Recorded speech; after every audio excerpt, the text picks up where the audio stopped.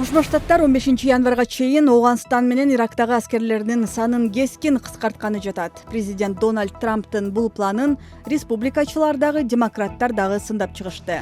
Украинада коронавирустан көз жумган адамдардын саны 10 миңден ашты. Түркияда жаңы чектөөлөр киргизилди. Быйыл пандемиядан улам Гиннестин рекордтор китебине катталууну каалагандардын саны көбөйдү. Саламатсызбы, бүгүн Азаттыкта мына ушул жана башка темалар тууралуу алдыда кеңири айтып беребиз.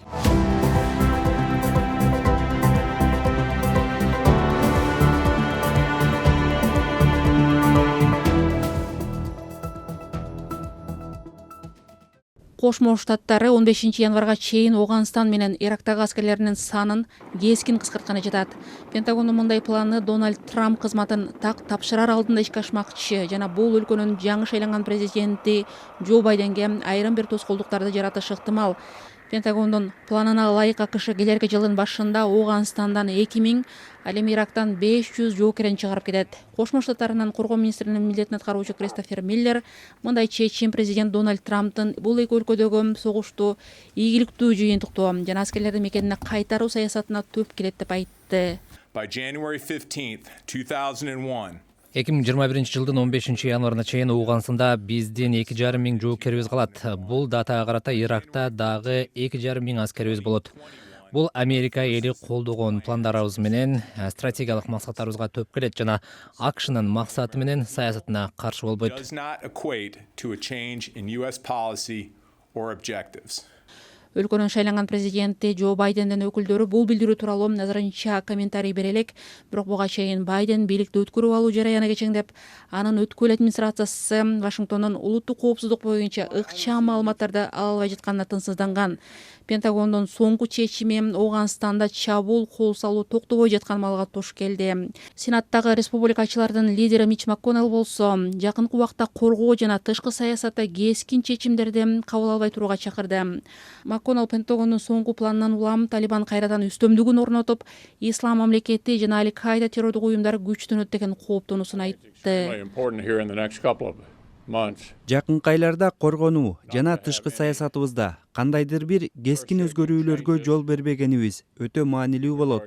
Ооганстандагы же Ирактагы аскерлерибиздин санын кескин кыскартканыбыз катачылык. АКШ менен Талибан ушул жылдын башында дээрлик 19 жылга аяк баскан согушту токтотуу боюнча келишимге кол койгон. Документте талептер Аль-Каида баштаган эл аралык террорчу топтор менен алака катышын биротоло үзгөндөн кийин Америкалык аскерлер 2021 жылдын май айына карата чыгарылып кетери жазылган. Бирок келишим бир катар себептерден улам толук ишке ашпай жатат. Маселен, Катарда сентябрь айында башталган Ооган бийлиги менен Талибандын өз ара сүйлөшүүлөрү азырынча илгерилей элек. Элеонора Бейшенбек кызы, Азаттык.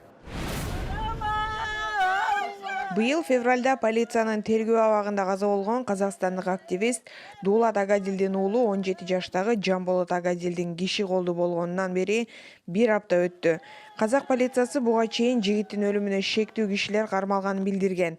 Ал эми активистти кокустан бычак менен сайып алдым деп мойнуна алган шектүүлөрдүн бири 5 күндөн кийин полицияны алдап кеткенин билдирди. Мондай ниет болгон жок, бирөөдү уруп коем, өлтүрүп коем деген. Ишип барган кезде Видеодогу бул жигиттин аты Өмүржан Рахмет. Ал 11 ноябрда активист Жамболот Агадилди бычактап өлтүрүүгө шектүү деп кармалган 3 кишинин бири. Анын бул видеосу окуя болгон түндүн эртеси социалдык тармакка тарап кеткен. Ал эми шектүү Өмүржан Рахмет 16 ноябрда өзүнүн адвокаты менен расмий билдирүү таратты. Анда Рахмет сурактын видеосу полиция бөлүмүндө тартылганын жана тергөөчү аны алдап тартып алганын айткан. Башка бир бөлмеге киргизет. Сол бөлмеде onun түсінігі бойынша бастықтар отырды дейді. Яғни 50 жастан асқан 3-4 адам отырды. Сол кісілер айтты дейді. Яғни қазір бейне камераны Агадил Жамболаттың жанұясынан кешірім сұрайсың, және сіздің мән-жайын осылай болды деп айтасың, сонда сені қазір жібереміз дейді. Мен әрине қарсы сұрақ қойдым. Сіз адамның өліп отырғанын біліп отырсыз, қалай сіз олай айтасыз десем, мен адамның о кезде өлгенін білген жоқпын дейді.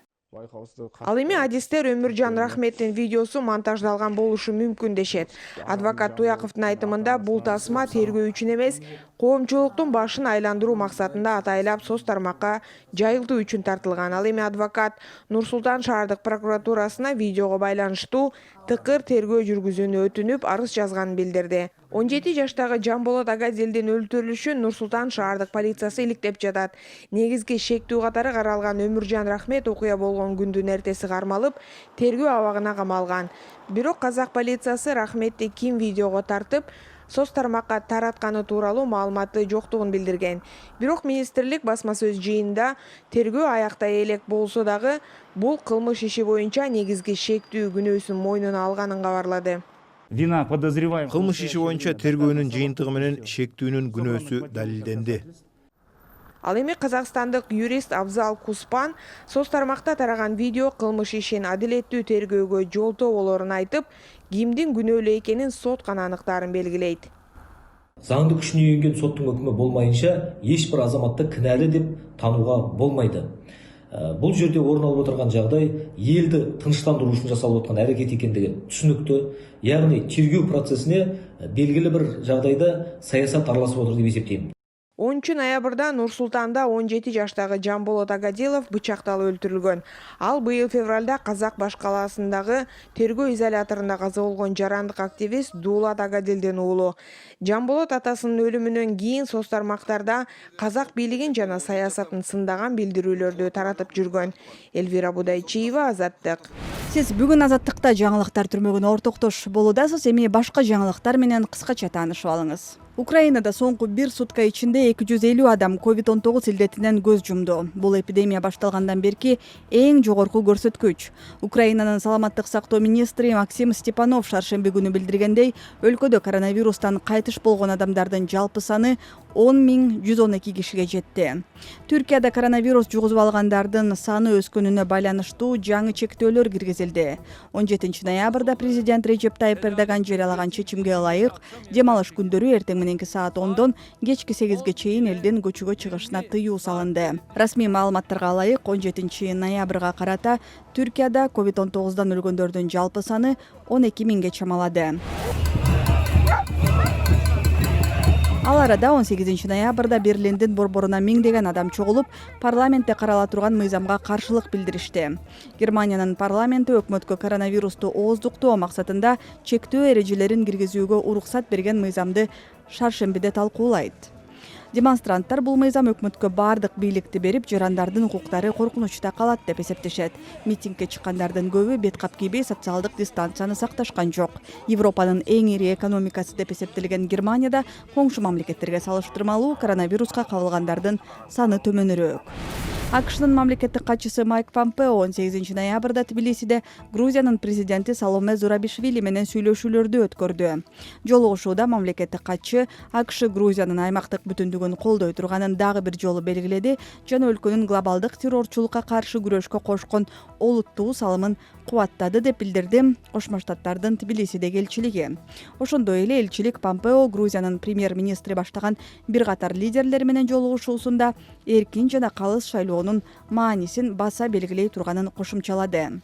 Грузияда 31 октябрдагы парламенттик шайлоону бийликтеги Грузин кыялы партиясы жеңип чыккан. Шайлоонун жыйынтыгына оппозициядагы партиялар каршылык билдирип жатышат. Мамлекеттик катчынын бул сапары АКШда президент Дональд Трамп саясий атаандашы Джо Байдендин шайлоодогу жеңишин таануудан баш тартып жаткан учурга туш келди.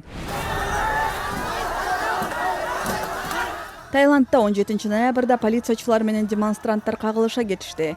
Митингдин катышуучулары парламент имаратынын тосмосун кулатып жиберишкенде күч түзүмдөрү аларга каршы суу жана жаш чыгарчу газ чачты. 50дөй киши жарадар болду, алардын айрымдарына ок тийгени кабарланууда.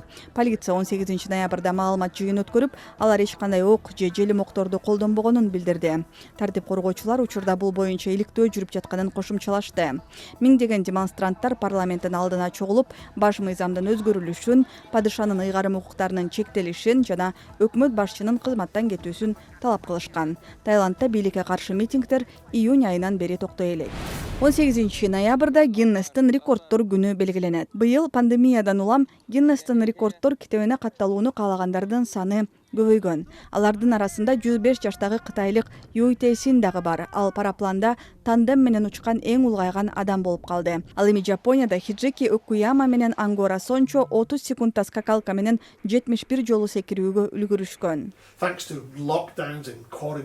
Чектөөлөрдөн жана карантинден улам дүйнөдөгү бардык адамдар өз таланттарын жана жөндөмдөрүнүн ийинине жеткире машык алышты. 2020 жылдагы Гиннестин дүйнөлүк рекордтор күнү чыныгы чыгармачылыктын, эрдиктин майрамы болуп калды. Кыргызстандагылар дагы мындан четте калган жок. Быйыл Бишкекте 12 ноябрда Манасчы Дөөлөт Сыдыков өз өнөрүн Гиннестин рекордтор китебине киргизүү максатында 14 саат 27 мүнөт манас айтты. Дүйнөлүк рекордтор майрамдалган күнү дагы ар башка өлкөлөрдө көптөгөн рекордтор коюлары күтүлүп жатат. Сиз бүгүн Азаттыкта жаңылыктар түрмөгүнө ортоктош болдуңуз. Аны мен Элиза Кененбаева даярдадым. Саламатта болуңуз.